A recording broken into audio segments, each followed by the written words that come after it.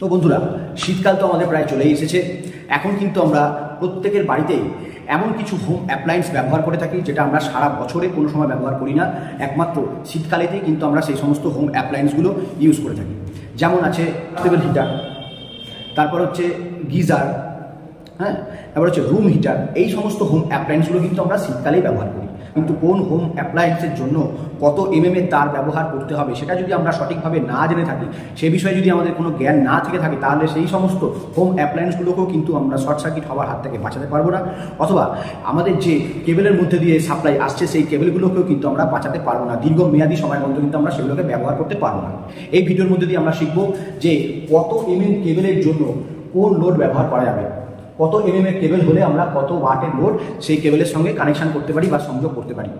এই ভিডিওটিতে আমরা এটাও জানতে পারবো যে কত এর কেবলে কত অ্যাম্পিয়ার ম্যাক্সিমাম এবং কত অ্যাম্পিয়ার মিনিমাম কারেন্ট সেটা সাপ্লাই থেকে ড্র করতে পারি, এবং তার বেসিসে আমরা তাকে কত ওয়াটের লোডের সঙ্গে অ্যাপ্লাই করে রাখতে পারছি, সমস্ত কিন্তু আমরা এই ভিডিওটির মধ্যে দিয়ে জানতে চলেছি। ভিডিওটাকে স্কিপ না করে সমস্ত ভিডিওটা আমার সঙ্গে থাকার অনুরোধ রাখছি। আমি সুদীপ্ত বণিক, আর তোমরা দেখছো আমার electrical study related YouTube channel Sudipto's electrical academy. তো চলো কথা না বাড়িয়ে আমাদের আজকের ভিডিও সেশনটা শুরু করা যাক। দেখো, আমরা মার্কেটে সাধারণত যে সমস্ত এর ওয়্যার বা কেবল আমাদের মার্কেটে অ্যাভেলেবেল থাকে সেগুলো আমরা এখানে একটু দেখার চেষ্টা করছি। Serial number, size in MM, current, capacity, load.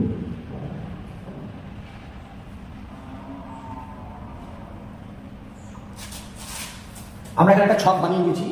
Serial number, size in MM, current capacity কত আছে এবং তাকে কোন লোডের সঙ্গে আমরা অ্যাপ্লাই করতে হবে। তাহলে প্রথমে আমাদের 1 নাম্বার সিরিয়াল আসছে 1 mm স্কোয়ার। 1 mm স্কোয়ারের যদি কোনো কেবল বা ওয়্যার থাকে তার কারেন্ট রেটিং কত হবে, তা এটা আমরা ক্যালকুলেট করার জন্য আমরা সাধারণত এটা জানি যে নর্মালি ফুল লোডে কোনো একটি ইলেকট্রিক্যাল ডিভাইস যত পরিমাণ কারেন্ট টানতে ওভারলোড কন্ডিশনে কিন্তু তার থেকে প্রায় 3 to 5 টাইমস বেশি কারেন্ট সে সাপ্লাই থেকে ড্র করতে পারে। তাহলে 3 থেকে 5 টাইমস যদি বেশি, 3 to 5 টাইমস যদি বেশি কারেন্ট সেই ওয়্যার থেকে চলে আসবে বা চলে আসতে টানার ক্ষমতা থাকে, তাহলে তাকেও তো সেটাকে সহ্য করার ক্ষমতা থাকতে হবে। তো সেই অনুযায়ী আমরা এই মিডিলের মান 4 এবং 5-এর পরের মান 6, এই দুটি কনস্ট্যান্ট নাম্বারকে ইউজ করি। তাহলে এইগুলো দিয়ে, এই 4 এবং 6 এটা দিয়ে আমরা এখানে তার কারেন্ট ক্যাপাসিটিটা এখান থেকে বার করব। তাহলে 1 mm এর জন্য 1 mm স্কোয়ারের যদি কোনো কেবল হয় তাহলে তার মিনিমাম কারেন্ট হচ্ছে 4 অ্যাম্পিয়ার টু 6 অ্যাম্পিয়ার। এবার আসছি সিরিয়াল নাম্বার 2, 1.5 mm স্কোয়ার। তাহলে সেও 4 এবং 6 এর মধ্যেই পাবে। তাহলে 6 অ্যাম্পিয়ার অ্যান্ড 9 অ্যাম্পিয়ার। এরপরে হচ্ছে 2 mm স্কোয়ার, সেই 4-6 রেসিপিটি যাবে 8 অ্যাম্পিয়ার টু 12 অ্যাম্পিয়ার। ক্যালকুলেশনটা বোঝা যাচ্ছে, যত এমএম এর সাইড আছে সেই এমএমটাকে একবার 4 দিয়ে গুণ করে এখানে লিখছি, একবার 6 দিয়ে গুণ করে এখানে লিখছি। তাহলে ম্যাক্সিমাম এবং মিনিমাম কারেন্ট রেটিংটা পাওয়া যাচ্ছে। 2 এর জন্য হয়ে গেল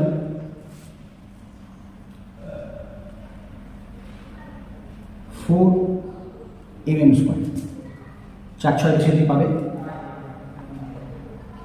16 অ্যাম্পিয়ার, 24 অ্যাম্পিয়ার।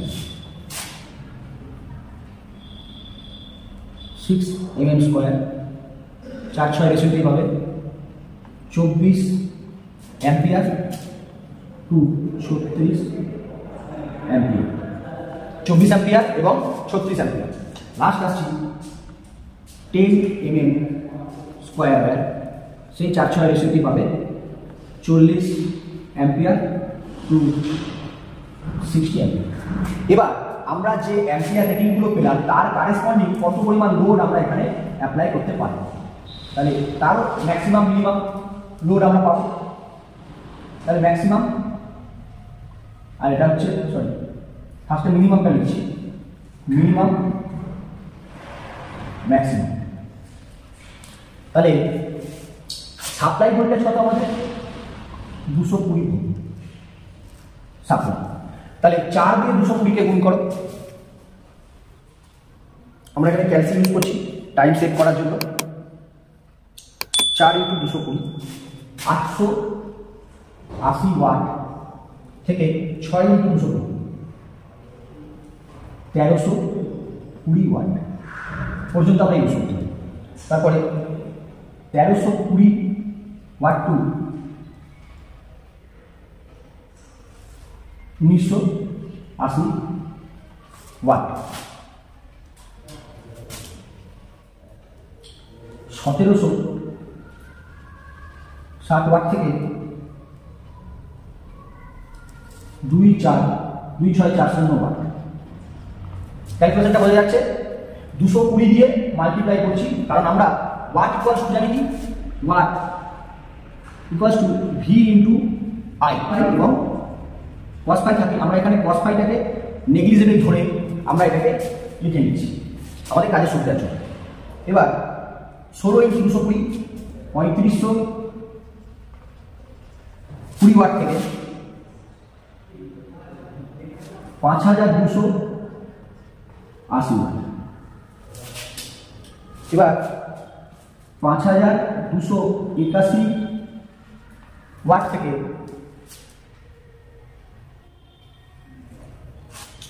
81 ওয়াট থেকে 7922 ওয়াট। এবার 40 ওয়াট অর্থাৎ 8800 ওয়াট থেকে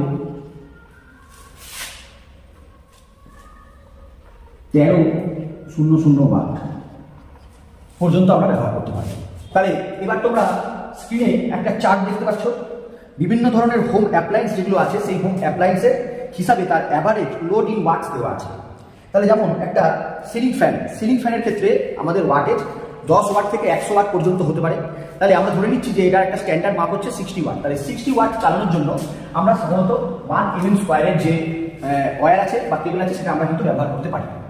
এবার ধরে নাও, দেখো চার্টে পাওয়া যাচ্ছে হেয়ার ড্রায়ার আছে 6 থেকে 1200 ওয়াট। আমি যদি ধরলাম 1200 ওয়াট হয়, তাহলে 1200 ওয়াট পর্যন্ত আমি 1 mm স্কোয়ারে চালাতে পারছি, কোনো অসুবিধা নেই, কারণ এখানে কিন্তু রেঞ্জটা 1320 ওয়াট পর্যন্ত আছে।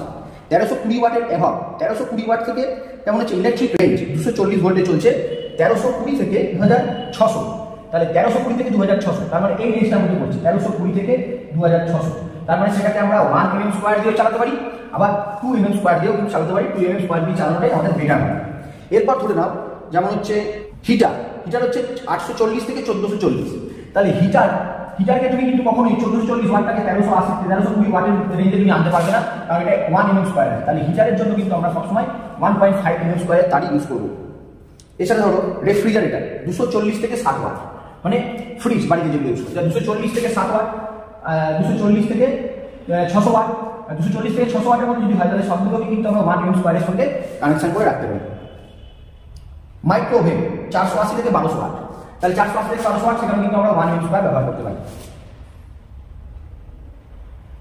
ওয়াটার হিটার 3800 থেকে 5500, তাহলে 3800 থেকে 5500, 3800 থেকে 5500, তাহলে আমাকে এই রেঞ্জটার মধ্যে আনতে হবে। তাহলে সেটাকে আমরা 4 mm স্কোয়ার অথবা 6 mm স্কোয়ার যে কোনো রকমের তার দিয়ে ইউজ করতে পারি।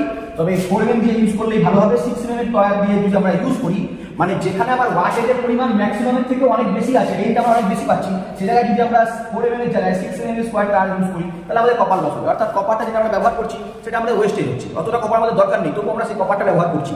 সেই কারণের জন্য আমাদের যেখানে যেরকম ওয়াটেজ আছে সেই ওয়াটেজ রেটিংয়ে আমাদেরকে এই চার্টে ফেলতে হবে, এবং আমাদের এখান থেকে হোম অ্যাপ্লায়েন্সগুলিকে এই ওয়াটেজের যে তার আছে সেই ওয়াটের যে কারেসপন্ডিং mm স্কোয়ারের কেবল আছে সেই কারেসপন্ডিং কেবলের সঙ্গে কিন্তু আমাদের সার্কিটে ডায়াগ্রাম করতে হবে এবং সার্কিট কানেকশন করতে হবে। তো আশা করি তোমাদেরকে এরপর থেকে আর বুঝতে অসুবিধা হবে না যে কোন লোডের জন্য বা কত ওয়াটের লোডের জন্য আমরা কত mm স্কোয়ারের তার সাধারণত ইউজ করব। 10 mm স্কোয়ারের জন্য দেখো 10 mm স্কোয়ার যেমন আছে, সেখানে হচ্ছে মিনিমাম কারেন্ট হচ্ছে 40 অ্যাম্পিয়ার, ম্যাক্সিমাম কারেন্ট 60 অ্যাম্পিয়ার, সে উইথস্ট্যান্ড করতে পারবে।